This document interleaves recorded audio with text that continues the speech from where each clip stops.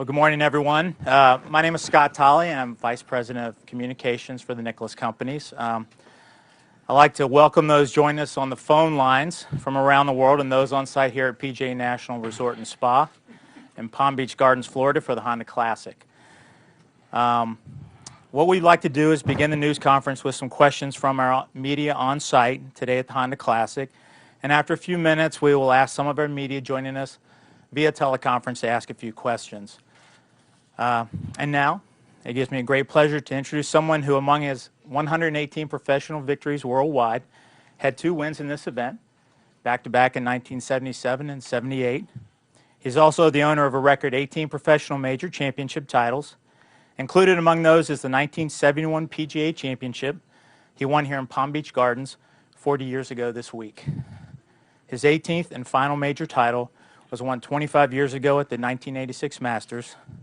Ladies and gentlemen, Jack Nicklaus. That was pretty exciting, Scott. Was it? That took me days to author. Yeah. Jack, thanks for giving us your time. Unless you've got a couple opening comments, I'll just open the floor to questions. I'm just, I'm used to going to a press room now where we got one guy. We got a couple more than that now. Anyway, what all you want to do? It's your day. You go ahead and ask what you want. Good. That was a very nice press. I think we do. I believe we do have a microphone that we'll hand around. So if you wouldn't mind saying your name and media affiliation, that would be helpful. What I'll do maybe is I'll go back row by row. We'll go to this side of the room first, and then we'll go to the other side. To start, Scott Michaud with the Augusta Chronicle.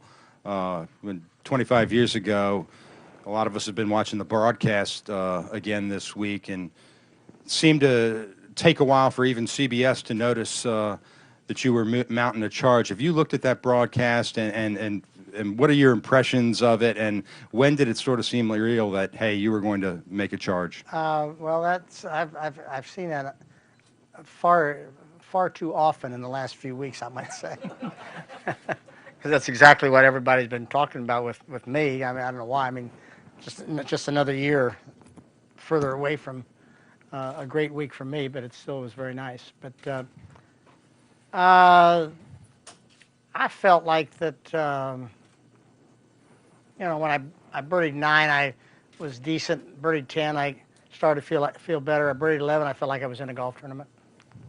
It's about the way I looked at it. And then I got out of the golf tournament again at the next hole, bogeyed 12, and then of course I birdied 13. And when I eagled 15, I knew I was in the middle of it. Yeah.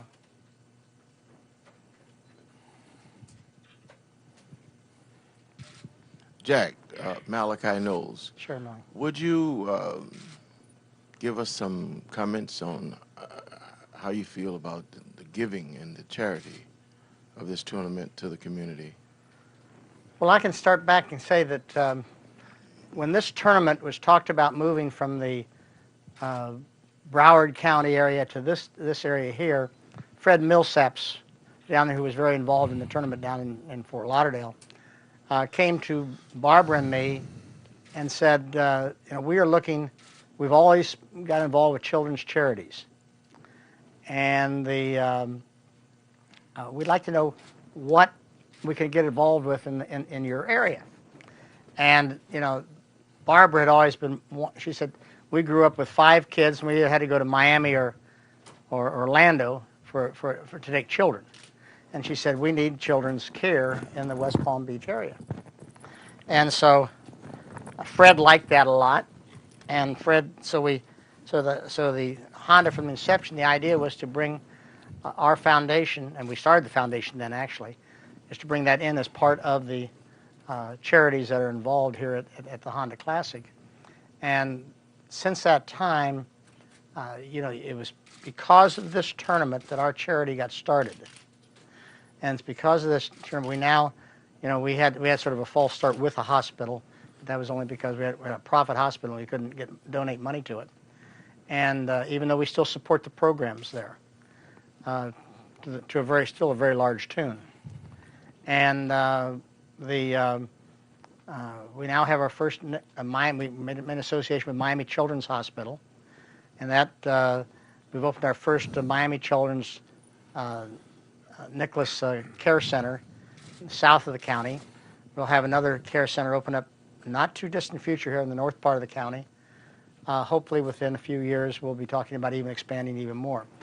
And that came about because of the Honda Classic. Obviously, the term we do for the Jake, Lost Tree, supports our foundation. We've able to do a lot of things, but because of the start of it right here. Jack, hi, Lauren Rubenstein, the Globe and Mail. Hey, Lauren. Here, hi.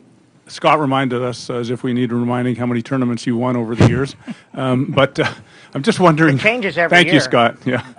Back to the '86 Masters. I'm just curious to what degree that's imprinted on your mind. For example, if I asked you what club you hit into the 17th green, could you say? Pitching wedge. All right. 110 yards. Actually, close enough. Do you think you could run through the card, really? Seriously, do you think you could? I'm not going to ask you to, but could you run through the card and pretty much talk about every club that you hit into every Not green? Every significant club. I mean, I don't remember what I hit at 9, but I remember the putt, certainly. I don't remember what I hit in 10, but I remember the putt. I don't remember what I hit in 11, but I hit the putt. But I hit a 7-iron into 12, played 3-iron into 13. I played, I think I played 7-iron into 14. I hit a 4-iron into 15. I hit a 5-iron in on 16. I hit a pitching wedge at 17, and I hit 5-iron at 18. But outside of that, I can't remember. I won't ask you, but you answered anyway. Thank you. How does everybody get a memory like yours? Win a Masters, I Well, guess. you wouldn't know the difference if I had told you anything, would you?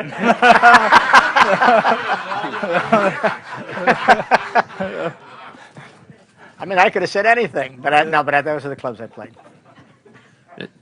Jack, thanks for taking time. Steve Elling from CBSSports.com. I'm wondering whether you were surprised or humbled by the reaction of the fans to that win in '86 when they Well, it was swept you along. The fans there were fantastic, no question about that.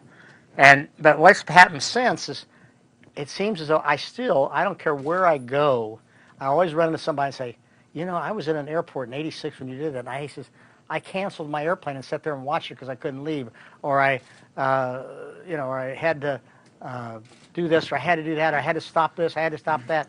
I mean, amazing the number of people that just told me those kind of stories. And I said, you got to be kidding. Even Pandal Savic was my close friend that stayed with. He got an airplane and left.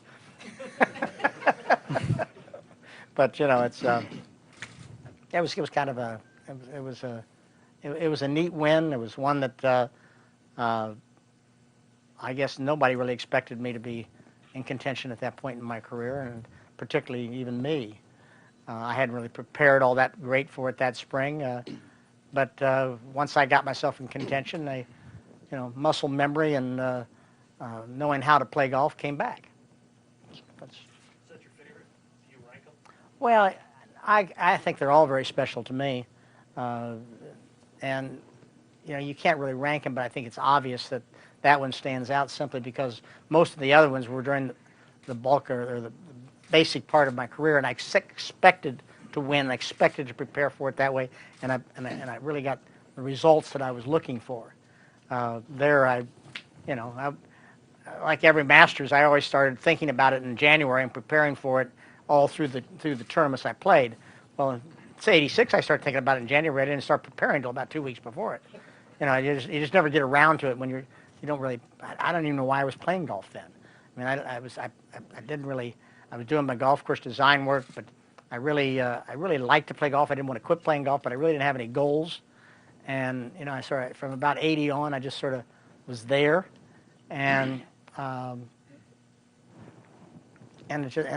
just sort of lightning in the bottle, I suppose, in many ways, and it just sort of kept me in the game. I didn't do it because I wanted to play the senior tour, that was for sure. But I did play the senior tour, which at that point in my time I would have said, no, I don't want to play the senior tour.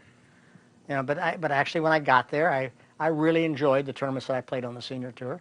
I had a great time, had good fun, and I think it's been a great extension for a lot of the guys in their life. I mean, there's a lot of guys out here this week that are playing here to a large degree because they want to be competitive, be active, and prepare themselves for the next level for them for the senior tour. And I think that's kind of neat. Hey, Jack. Bob Herrick sure, from Bob. ESPN.com. You've touched on it there, but why, above all, do you think it resonated so much with people? Was it your age? Was it the 65? Well, yes, 46 doesn't resonate today as that bad, simply because of equipment, you know. But in those days, I mean, I was playing wood driver, you know, playing a wound golf ball. I still probably playing the same set of irons, but they're very, very close to it. You know, it was a different game. Things didn't go as far. I mean, the game was not. You didn't reduce a golf course to nothing like you can today, and so somebody at that age, at that point in time, you know, it was not that easy to do.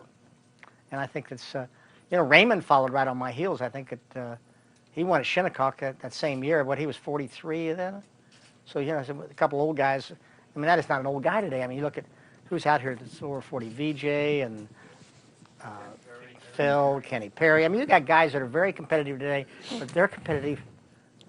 I shouldn't say they're competitive because of equipment, but equipment has contributed a lot to that. Jack, thanks a lot for doing this. Larry Dorman, Yeah, sure. New York Times. I'm going to go a little off the Masters topic for a second. You're going to get a lot more of those, I'm sure. But the question I have is there's a lot of volatility at the top of the game now. I have two questions. I'm wondering if you think that's good for the game, and secondly, why do you think some players who might have the ability to compete for number one never do or shy away from it? Well, I don't know whether they shy away from it or not, Larry. Although I go back and sort of, because I don't know the players today. I'm sort of out of it as it relates to contemporary. Obviously, I've played with most of them and know them, but have I played most and know their games? So I can't really say that I can, so I don't think it's really fair that I comment on them individually. But when I was playing, there were 3 or 4 guys that always wanted to be number one. We didn't have a number one ranking in those days, but they always wanted to be number one. But there were always that group that were scared of winning. And they were afraid that, gee, if I come down the stretch and I win this golf tournament, you know, what is it going to mean to me? And they just sort of backed away from it. And I think there's going to be that, though, in everything. You always have people that are afraid of success. And I think that's sad when you see that, because most of those guys are very talented guys, and you know, certainly had the talent to be at the top, but just never quite got there. And it was mostly between the years that they didn't. The guys today, as I say, I don't know that enough about them individually. It seems as though we're having more guys today that are really working pretty hard to get to the top. And that didn't seem to be the case, let's just say 4 or 5 years ago. They seemed to sort of turn it over to Tiger, and they were quite content to be 2, 3, 4, 5 and move along. And all of a sudden, you know, that number one spot's vacant, and there's a lot of guys who have really sort of popped their game up and sort of gone after it. Actually, I think, aren't the 5, I haven't seen the world rankings lately, but 5 top players European? 4. Top 4? I'm sorry? Rory wins this week. Would he? I mean, Rory, not Rory.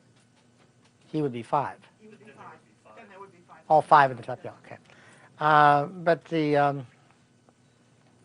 and I think that a little bit of that really stems from the fact that I've always felt like I'm sure that the Europeans have felt like they needed to prove themselves a little bit more in the world. So the U.S. has always been the supposedly superior tour. That's why they come here and play, and they needed to prove themselves. So maybe they have, I don't know, I shouldn't say worked harder. I'm sure that the U.S. guys work very hard, but they've had to get to where they are. They've had to come out of their own area. I mean, some of them come out of Ireland, or they come out of Germany, or they come out of wherever the guys are from. We got England, and we got who's the other one? Who's the 4 in the top 4? Germany. I said Germany. Keimer, Westwood. Northern Ireland. McDowell, and who was the other? Who's the other? Oh yeah, we got. Is he in the top four? He just went to top three. Hey, Oosterhuizen? Oh, Oosterhuizen, no, he's down. Who's the other one? Luke Donald. Oh, Luke Donald. Okay, there's another name. But of course, Luke basically he's basically an American player anymore, although he's played a lot over Europe. So, it seems as though they seem to want it more right now. I think that although you look at the Ryder Cup, I mean the Ryder Cup was close last time, but the Ryder Cup we've come back at Louisville. The Ryder Cup was American players were great. They played that just 2.5 years ago. So I think it goes back and forth, but it's when guys get down, all of a sudden they say, "Hey, we got to kick ourselves a little bit in the rear end. We got to go play," and I think they will. I think it ebbs and flows. Larry, did you have a second? Is that really one? what you're asking? Yeah, that's pretty much or it. did I answer it? You did answer it, yeah. Thank you. Okay. If we could just go to the phone lines just for a few minutes, and then we'll circle back here if that's okay. Do I? You think it's dangerous? Okay, we'll do a couple more here then. Yeah. Go ahead, Ed. Yes, sir. Edgar Thompson with the Palm Beach Post. 1994, speaking of Ray Floyd, what do you remember about his 94. struggles at the senior PGA here at the Bear Trap? Do you remember that? No. Where he kind of collapsed at the Bear Trap? I don't remember. No. You don't remember? He never brought that up to you in the future? No. Okay. Well, are you surprised, though, that in the 4 years that Honda's been here, I mean, the Bear Trap has played very tough, but that maybe it hasn't, someone hasn't come unglued there maybe in one of the final groupings or something? I really haven't paid any attention to it, Edgar, frankly. I think it's been Has it done the job? I mean, the risk reward it's on the 3 holes? There are 3 holes that aren't very long, and they're certainly not power holes that you can overpower. They're holes that you've got to be precise on. I never dreamed when I redid 15. 15 was a little benign par 3 before we did it. There was not much there. The water wasn't in play. It was sort of a nothing little hole. And when we brought the water into play on it, all of a sudden it became a monster. And it's only a monster, I think, because of the awkward wind there. It sort of comes into you and right to left, I think, a little bit. You have to sort of cut it into, or if you get it hooking, it sweeps across the green. And I was either lucky or stupid enough to do it the way I did it, whichever way it was. But it turned out to be a really interesting little golf hole. 16 isn't anything all that unusual. It's not much of a tee shot. And the water really isn't in play on that hole very much. I could have put the water in play there if I wanted to, but I just felt like with 15 and 17, I didn't think that they needed it that much in play on the second shot. It still like it needed to come out. But it's always a good strong hole. I don't know why, but the wind conditions always make it so. Because if you miss the fairway there, the second shot becomes very awkward. And then 17, which was just a little flip, nothing. All of a sudden, putting it on the water, and I think it might have been on the water before, but putting it on the water with the conditions and that wind coming in your face an awful lot. And if you miss it left, of course I did that on purpose, obviously. I did that one on purpose. That I felt like you could play from that bunker, but you had to be a little careful. And the whole segment there is not length. It's not about length. It's about precision. It's about guts. It's about can you get down there? What do you got between here and your chest that you can finish those holes? And so far, it hasn't been a tremendous problem at this tournament. But it will be one of these days. It will always be there for you to write about. Is what I'm saying. Is that really what you're asking about? Jack, Greg Stoddard, Palm Beach Post. Yeah, sure. Yeah. Lots been written about fan reaction to what happened in '86 in the Masters, but I'm wondering, what did some of the guys who you beat down the stretch say to you either that Sunday night or the next time they saw you, Sevy or Tom or Greg? What was their reaction? Not much. They all thought it was great for me. I mean, I didn't see them on Sunday. A couple of them stayed around to come up. I Tom did, and a couple of the other guys stayed around that they wanted to, shake my hand and say congratulations. Most of the guys get out of town. When you get done with your round, you're going to the press room, or you're going to Butler Cabin, and you go into the press room, and then by the time you get out, the place is clear. And they all talk about it, but they never. But golfers don't really, sort of swoon over what happened. They just sort of move on. It's like, we'll go play next week. He had a nice week this week. 20 years later, they'll talk about it. You understand what I'm saying there, I think. Bill Van Smith, the Miami Herald. At this point, what would be your assessment of the possibility of Tiger getting to 18 majors? And well, I've said all along. I mean, I'm surprised that he hasn't bounced back by now. I think he's got a great work ethic, or at least he did. I assume he still does. I haven't seen him practice for a long time, but he's got such a great work ethic. He's so determined to what he wants to do. I'm very surprised that he hasn't popped back. I mean, I still think he'll break my record, but obviously we haven't played any majors yet this year. So we'll see. He probably could ask me that same question at the end of this year, and we'll see what the answer is. And then it might, that'll probably define a lot of what will be the answer. I mean, my answer is as good as yours, or my guess is as good as yours, or certainly yours is as good as mine. probably not. I don't know. I would. You're probably a lot closer to it than I am anymore. I mean, the last two mornings I've been at Grandparents' Day. I came to Grandparents' Day at school before I came here, so I'm more worried about the grandkids than I am what's going on in the golf tournament. Jack, Alex Maselli, can you talk about why you're someone that didn't basically make a major swing change throughout your career, and what was the reason for that? Well, I don't know whether I didn't, Alex. I mean, it's.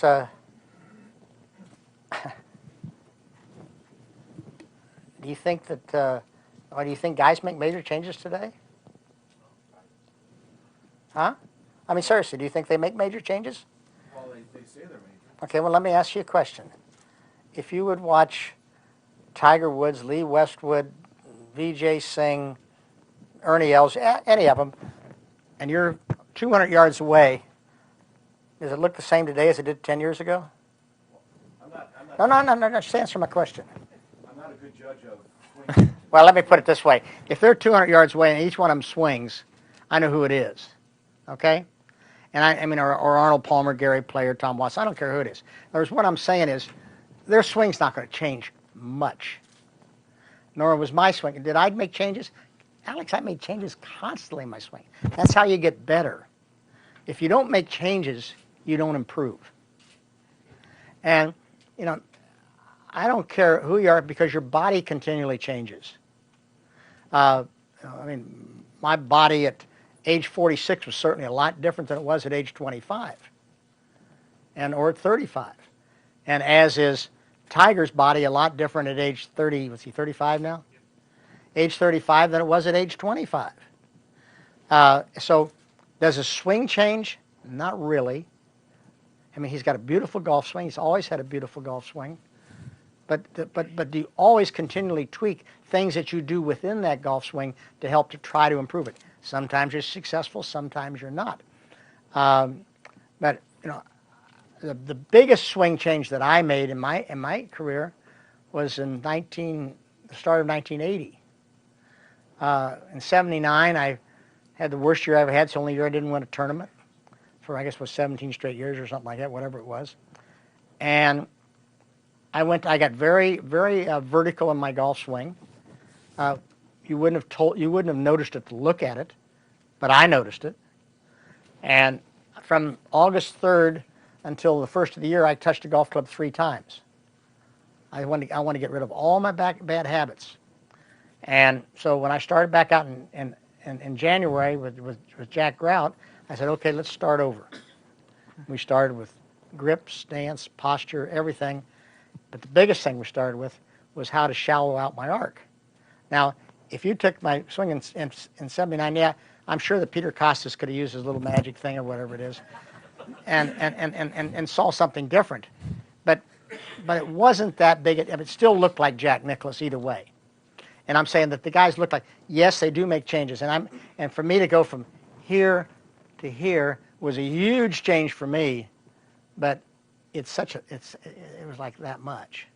And that's the kind of changes the guys make. But does it result in good things for them? Yes. And I think they need to make those things. They need to, as their body changes, they need to make those changes to keep up with their body, keep up with the game, and keep up with what equipment's doing. All the things that are happening need to happen. So, I mean, I've always said many times, and there are a lot of tournaments that I've played where midway in the third or fourth round, I was not doing what I wanted to do.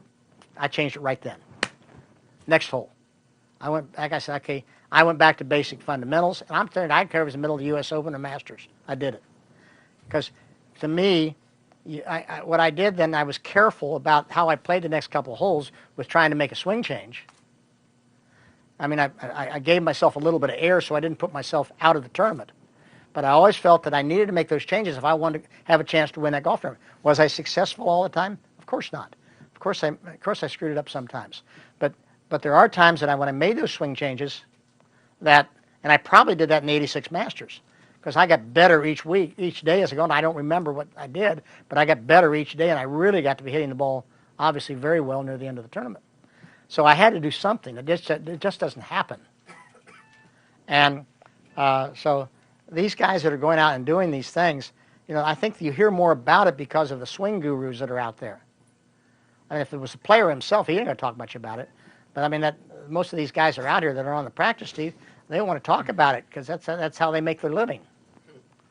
And I'm Jack Grout, who worked with me from 1950 through 1989 until he passed away. Never set foot one time on a practice tee, ever. He came to a lot of golf tournaments. You never saw him on a practice tee. He taught me to be able to make my own changes, make my own adjustments, work on the things that I needed to work on so I could concentrate and I could understand how to play the game. That was the important thing, that I knew how to play the game. Jack Grout didn't care about that he knew how I had to play the game. He wanted me to know how to play the game.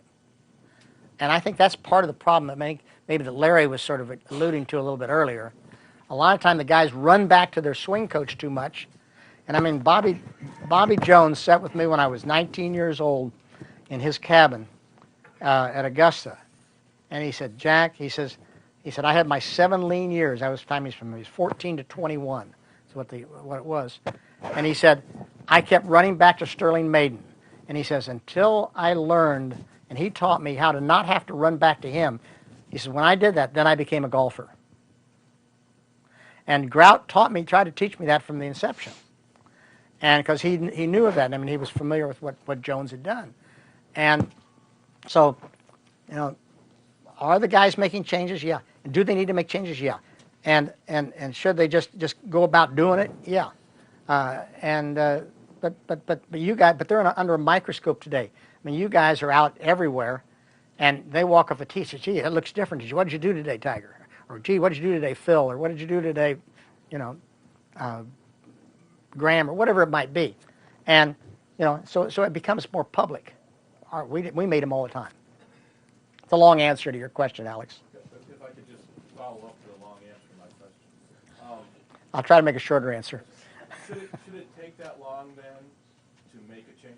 No. It sounds like you made changes pretty... If you understand what you're doing, that's why you try to make you responsible for your own golf swing. If you understand what you're doing, which I think is important, you ought to be able to make a swing within the swing change during a round. And then once the round's over, you've made some of the things, you've tested it under pressure. You ought to be able to solidify that in half an hour afterwards. You're not going to always get it perfect, but you can make that change. Now, if you're talking about changing from being here to being here or something else, that's a different story. But if you're talking about the types of tweaks guys make during a tournament to be consistent and play well, it shouldn't be much. It shouldn't be hard to do if they understand their own game. Hi there, Mr. Nicklaus. Tim Brown from Sky Sports in London. Sky Sports very proud to be broadcasting the Masters back to the UK for the first time this year. So for a lot of us, we've never been there before. Could you put into words the feeling that you get when you get to Augusta, the kind of what runs through your mind, just the feeling you get when you're walking the fairways, the sort of buzz in the area? Stop playing golf. I mean, to me, there's not a great big feeling. I mean, you know, you're trying to find out what's going on. But I understand. I mean, I still get the same excitement and thrill as far as when I think about Augusta. Where I get my thrill of Augusta is usually driving down Magnolia Lane. When I first drove down it in 1959, I said, "Man, that's great." Now the same trees are still there. You know, they haven't planted new ones. You know, they haven't died and had 2 or 3 more generations. They're still there. That was supposed to be a joke. I'll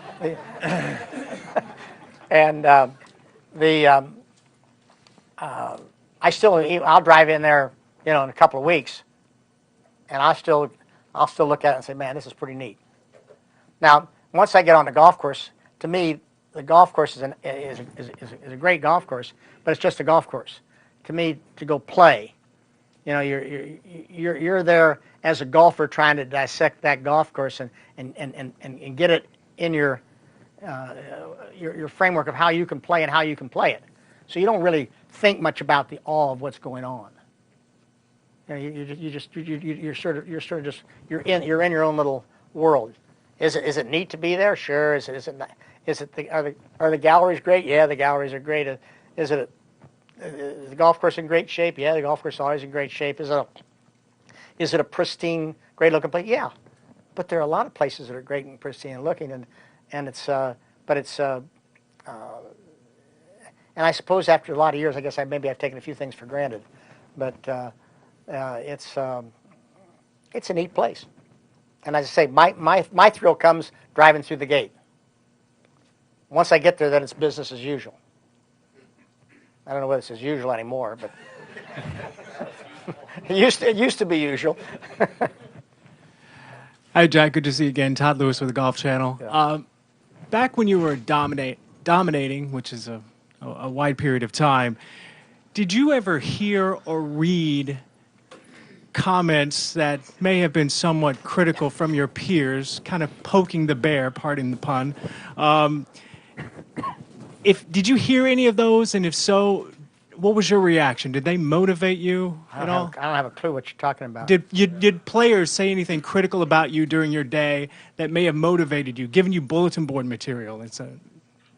No, not really. I mean, today, you know, no matter if somebody opens their mouth, it ends up in the newspaper the next day or on the news, and unless you're in a cocoon, you're going to hear it. But back when I played, we didn't have anything, you know. I mean, every once in a while somebody made some comment and you laughed it off. But today it's like every day you say, "Oh, did you hear what Joe said about Sam? Oh my gosh, what do you think?" And then we have a mic in the morning who talk about it for 4 days. And then we have ESPN, which runs it over about 12 times every day, and then we have the Golf Channel, which you know what I'm saying. We didn't have that. Honest to God, I mean, I'm not putting down what's happening today. I mean, you guys got to talk about something, but well, you get paid, don't you? So we didn't have that. It just didn't happen. I mean, really, it's. Actually, they usually talk about for 5 days, run for 5 days, right? Yeah, exactly. Okay. I mean, how long did we talk about Jay Cutler? I'm not even sure what he did. He got hurt. But I mean, every morning you turned on after didn't you? And then what was the latest one? Oh yeah, I mean that's a month scenario. I mean the poor guy wanted to go play for the Knicks and he couldn't get there. So the speculation went on for how long? Forever. That's right. Till finally the Knicks heard about it and they said, "Oh, he wants to play here." Huh? You understand what I'm saying? I hate to make light of that, but I think that's basically where we are today. Jack, back here. Okay, I'm sorry. Yeah. Louis Abalo with CBS in Miami. You've played with so many celebrities, so many athletes.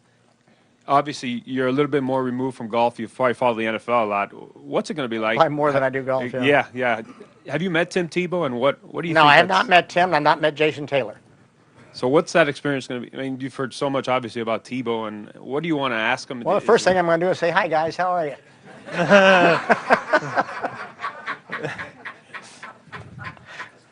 I mean, what's Tim? 6'4", Jason, what, 6'6"?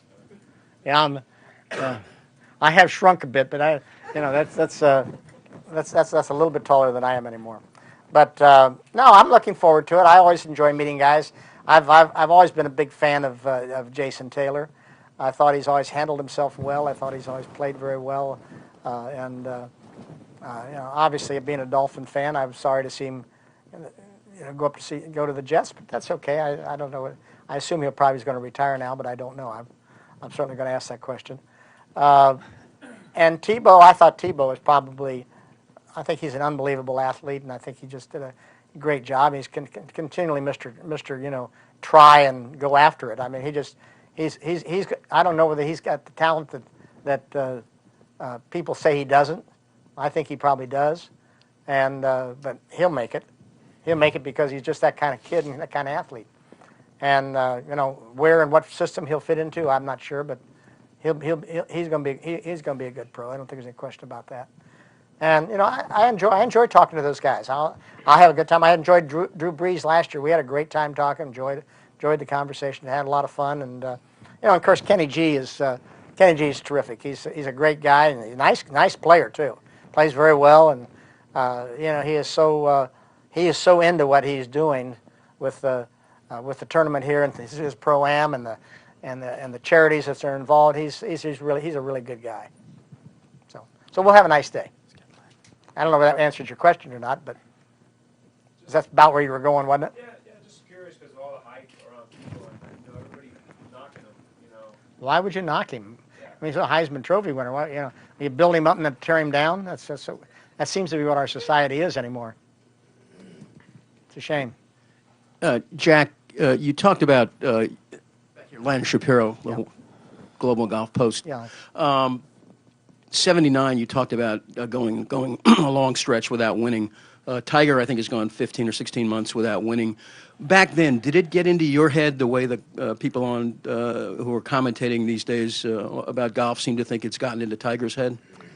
Sure. Oh, absolutely. I mean, in my head in those days, when I started out in 1980, even after I made my swing changes that we talked about, which were, to me monumental, but they were about like that. When I got to Los Angeles, I was still putting it around bunkers. I mean, I couldn't hit a chip shot to save my life. And I ran into Phil Rogers out there, and that was basically the last piece to my puzzle that really turned me around. And when I got so that I felt like, after working with Phil, which didn't take very long, it only took a couple of days, and or a couple hours actually, an hour each day probably. I had a new way of chipping. I had a way that I could go work on it. I could go perfect it myself, and I felt like, hey, maybe I can. If I miss a green, I might be able to make a par again. And that was my problem. It wasn't all that I hit the ball that poorly, but it was that I couldn't get it on. I couldn't get it in the hole, and so it goes through your head when you go through that. And then in the start of 1980, I wasn't really very good. I missed the cut the week before the U.S. Open that I won at Baltusrol, and 2 weeks before, I guess I didn't play the week before, but the Atlanta, and I think I shot 72, 79 or something, 77 maybe, I don't know. Anyway, I missed the cut, and I wasn't very happy going into the U.S. Open, but you just keep working at it and you keep doing things, and all of a sudden something happens that that clicks you, and I think that's what will happen with Tiger. And I don't know whether it was going back to Baldur's a place that I'd won before. I remember going back there in 1980, playing a practice round, and I looked at I played a practice round. I looked at this golf course and said, I broke the open record on this golf course? Man, this is a long golf course. Man, this is a tough golf course. Well, I broke my open record again. But, I didn't think that when I went in there. And I shot 63 the first round. I missed a little putt like that on the last hole for 62. And all of a sudden I said, hey, maybe this is my time to start doing it the right way again. And all of a sudden your mind turns around. I mean, I remember coming to the last hole on that tournament, and I remembered what had happened in when I went there the first time, 67. I played a 1-iron off the tee, and I hit a fatted an 8-iron and tried to hit a 1-iron up into the green. Well, I didn't want to do that. I wanted to get over that lake in 2. I wasn't going to try to get to the green anywhere. I wasn't going to put myself in a position to lose a tournament playing with Aoki. And I think I hit a 3-wood off the tee instead of a 1-iron, and I hit a 5-iron or something up the fairway, whatever I hit, I don't remember. But I had 66 yards on my third shot. And Aoki hits his head out of the rough and almost hold it, put it like that. Well, if this was ever a test of my new pitching stroke, that was it. Because here I am giving this little figure 8 little flip that Phil had taught me. And, that was not my natural move. But I played the prettiest little pitch shot into about 8 feet. And I'm saying, yes, And, of course, I made the putt and won the Open. But, sometimes little things have to happen to you. They come back. And I think that's what you're talking about, Tiger and his problems. I think that'll happen to Tiger. I just think when you have as much talent as he has, that'll happen. Certainly, he's not going to go anywhere. I mean, how does he win? What's he won? 14, 15, maybe 15, 14, whatever he's won. I mean, it doesn't make any difference. He didn't get there by playing poorly. I mean, he has won a lot of tournaments, hitting it all over the world, but he still figured out a way to get the ball in the hole to win that golf tournament. He'll do it again. That's what you wanted, wasn't it? Jack, Mike Berardino from the Sun Sentinel in South Florida. Sure. Talking about Tiger, when was the last time you guys talked, and what was that conversation like? And then a link to that, the role of stability in what you were able to achieve at home, Barbara and your children, and just knowing that you had that stability all through your career, the role in that and what you were able to achieve. Well, last time I saw Tiger, talked to him, I think was probably a Memorial Tournament last year. I don't think I've seen him since then. And I talked to him at the Masters prior to that in the Memorial Tournament. And what was your question about that? Well, stability. What was that conversation like? Was it not very long? Okay. And instability. Yeah, and then I have no idea what's going through his head. I don't think it's fair for me to guess what's going through his head. I know that I don't know, but I'm guessing that he is moving into his new house when it finishes. Is that correct? Supposedly, that's what I hear. And I guess Elin has bought a place, or is buying a place down in this area. So, even though they're not together, I think she still feels that the stability of a father is important to her kids and to him. And I think he feels it's important. I know he's been spending time with his kids, I think basically Tiger is a really, he got maybe off the track, but I think he's really a principled kid. I think did he have some wayward? Yes, but are we all perfect? No, and I'm guessing that that wouldn't be happening if he isn't very still principled about that kind of stuff. And I think that my family, I can only speak for my family, I suppose, that I said about Tiger years ago, I said he's going to be tired of coming home and say, "Hey, Butch, I won another one,"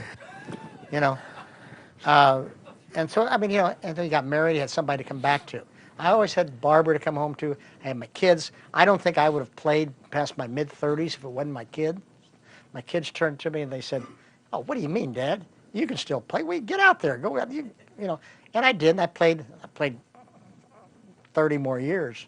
You know, not as serious as maybe I would have, but but I played those years because of my family, not because of me, because of family and the support that I had, and going home to share what I had with somebody. Let's take one or two more questions. Jack, David West in Augusta Chronicle. Everybody knows about how motivated you were when Tom McAllister of the Atlanta paper wrote that before the '86 Masters you were washed up, your clubs were too rusty. I wonder, did you put that on the refrigerator? Did Barbara put it up there? John Montgomery. Your manager? No, John was a friend. John ran Executive Sports, and he ran this tournament. He ran Doral. He ran a lot of tournaments. He's a good guy and a good friend. He's passed away now. And John's a prankster. I mean, those of you who knew John know exactly what I'm talking about. I mean, I would end up with chickens in my backyard, or a pile of horse manure in my driveway, or a donkey tied to my car, or a striptease by a chimpanzee for my birthday. I mean, you never knew what this guy was going to bring into my house. And, huh? Is that true? Oh yeah. Unweaned baby goat he brought to the house one year for a birthday. Let's see what else. Oh yeah, I love the one was the outhouse. We had a lot of fun with that. It was an outhouse when I got home for my birthday, and there was the half moon cut into it, the broken mirror, and even a magazine in there, Ray Floyd Man of the Year. Montgomery was wonderful. I mean, he was a great guy, but he was a prankster. So he saw McAllister's article. That had to go in the refrigerator. You know, and he just he just sort of would peek around the corner to find my reaction when I first saw it. You know, I mean, that was all. I mean, did that article do anything? No, but it just so happened that Montgomery was having a lot of fun, so it became a matter of conversation. I mean, you know, the other thing at the Masters, which not many people talk about, my mother had not been to the Masters since 1959. Why in the world she picked 1986 to come back, I don't have any idea. And my sister had never been to the Masters. Maybe she came because my mother did. But the two of them been there in '86. Why would they pick 1986? You know, I mean, there's a lot of things that happened that year that were kind of interesting. But Montgomery's article, just Montgomery, he was hysterical. He was a great guy. I remember, I mean, this is kind of way off the thing, but we were on a hunting trip going to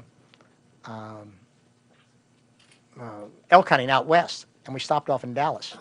I probably shouldn't tell this story, but I'll tell it anyway. So anyway, we went to a King Arthur's court to have dinner. Well, Montgomery didn't care about having anything, so there was this big sword on the wall that was obviously bolted to the wall. Well, it wasn't bolted there very long. So when I get ready to go elk hunting, John says, "I thought you might want to have this to go slay your elks." I mean, can you imagine going in and taking a sword out of a King Arthur's court to go slay elk? That's the kind of stuff he did. But anyway, he was hysterical. That was it. But that was just one of the things. Jeff Shane from the Orlando Sentinel. You kind of mentioned it a few minutes ago that when you got to your mid-late 30s, you were playing for your family. Hey, Dad, you can go out and win. And then you had said earlier that... Say late 30s, yeah. But you also said earlier that you kind of had lost that motivation before '86. What kind of made it wear away? Was it just other interests, golf course design? I think that when I won in '80 at won those two, I put so much effort in changing my swing in 1980 and the success I had, I just sort of said, gee, now that was pretty neat, and I just sort of rested on my laurels, you might say, or got lazy, and never really got back to I didn't have a lot of goals at that point in my life as relates to playing golf. I was doing other things. My kids were now of the age of they were starting to play. They're playing high school sports and college sports, and my business was not playing golf anymore. My business was design business. Did I still like to play golf? Did I love the game? Sure, absolutely. But I just didn't really, I'd been doing it for 20-some years, and it was just sort of waned away. I won at Colonial in '82. I didn't win in '81. I won at the Memorial in '84, and then I won at the Masters in '86. That's all I won in the '80s. And well, obviously the ones I won at PGA and the Open, but I forgot what your question was. But so what I just sort of didn't want to quit playing golf, but I didn't really want to play either. You know, and I think maybe I don't know whether you understand that or not, but in this day and age, it's funny because you see guys out there at their 40, they're just a lot of times you're just getting started. I mean, Phil is probably as enthusiastic as he's ever been, and so you know that just was the times. I just sort of felt like my time was pretty much over, but I didn't really want to stop playing golf, but yet I didn't want to. I didn't want to put in the work. I had other interests. Jack, Randy Mel from GolfChannel.com. Jack, what was the greatest challenge to your confidence? What was the lowest your confidence had ever gotten, and how'd you get it back? It was. Oh yeah, no question about that. 79, you know, and I don't even remember what happened in 79. I don't know where I finished on the money list. I was something like 64th maybe on the money list. Something that's about right. Sounds right. Yeah. Somewhere 64, 67, somewhere. I was somewhere in the 60s, I think, on that money list, and that was, you know. You had to really fall down pretty bad to get that far down in those days, and and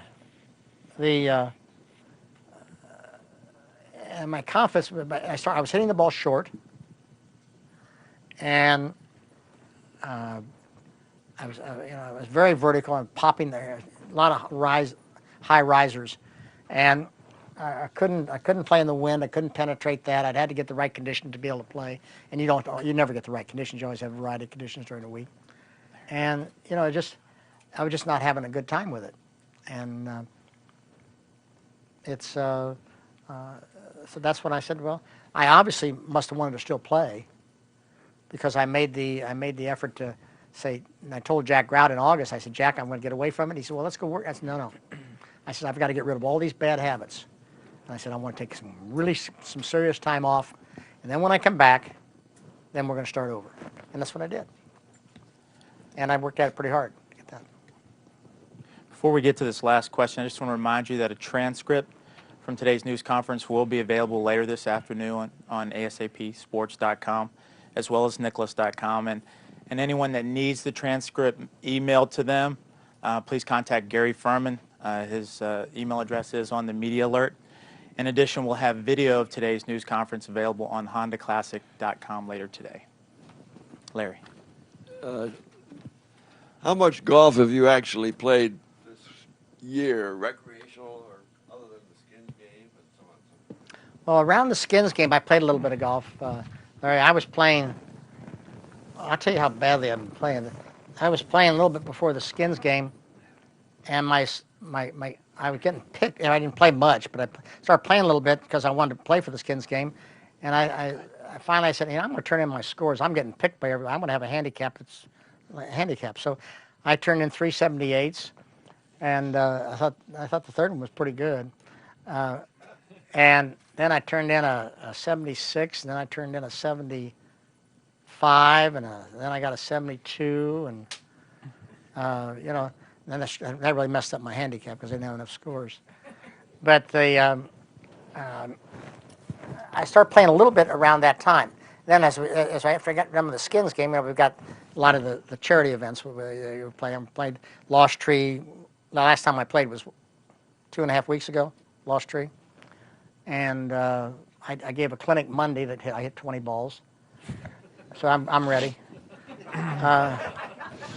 I'm going to play at Seminole on Monday, and I'm going to play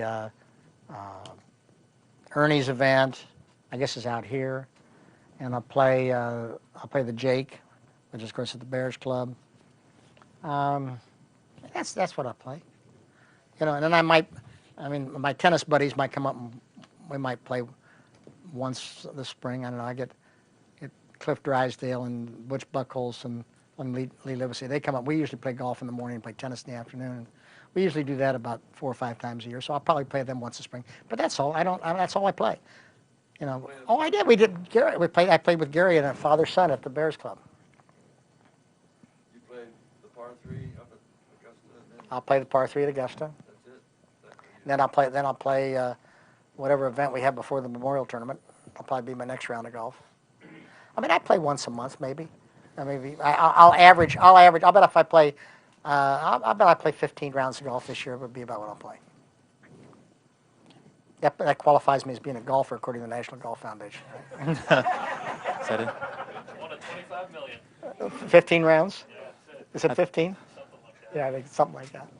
I think this is our last Yeah, question. Larry, I don't really play very much, and the reason I don't play very much is, you know, first of all, 95 mile an hour club head speed doesn't translate into anything very special, and I do enjoy the competition. The skins game, I had a blast. Now, the skins game, because you don't play individually. Tom and I play alternate shot.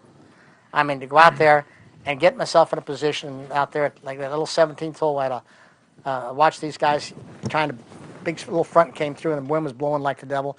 And they hit the ball and shooting big spin shots up in the air. I said, we're not doing that. Took a little 6-iron and just picked it off the tee without hitting the ground. And I mean, I can still do those kind of little things, and I love that. I mean, I got the biggest kick out of that you can't imagine. You know, going out and I love to win. Nobody ever hates to win, but when you don't have the ability to compete, then it's really hard to say I want to really run out and play. What's the status of your equipment company that's no longer on I-95? Totally different strategy. I mean, the strategy is, we got rid of what most people do. You got rid of your overhead, and basically ship from China where it's made, rather than coming here and assemble here. And it's doing okay. We make money now rather than losing money. That's a much better deal. One more. Josh Samuels from WPC here in West Palm Beach. Just wanted to follow up on the Tim Tebow question from before. The whole phenomenon of Tim Tebow, maybe your grandchildren have let you know about it, or what's been going on both in the state of Florida and in Colorado. Your thoughts on what someone like that What are you talking brings about, to the sports? phenomenon? Just people, the way that they react to him. You're probably going to see it when you get out there. This is probably better to say after you see it, but he is one of those figures that people act crazy around. And is that something that you were even aware of? Apparently not. No. Yeah. Huh? That's not nice. That's not nice. You didn't hear what he said. He says he's a Florida State fan. No, I know. I knew that you might say the Florida nation has always embraced him greatly, and I think that's great. I mean, how could you not? The enthusiasm, the effort level. I mean, this guy's a winner. Yeah, and I'll enjoy that this afternoon. I'll have fun. We're both probably about the same in golf. We'll have a nice even game. And speaking of that, just a reminder, the Kenny G Gold Pro-Am Tee Time for Jack, Tim Tebow and Jason Taylor is at 12:40 p.m. We've got a few handouts in the back regarding some fun facts related to the 86 Masters and some projects that we're working on over the next few weeks that are celebrating that iconic moment. And other than that, ladies and gentlemen, thank you for your time. Jack, thanks for your time, and that concludes this news conference.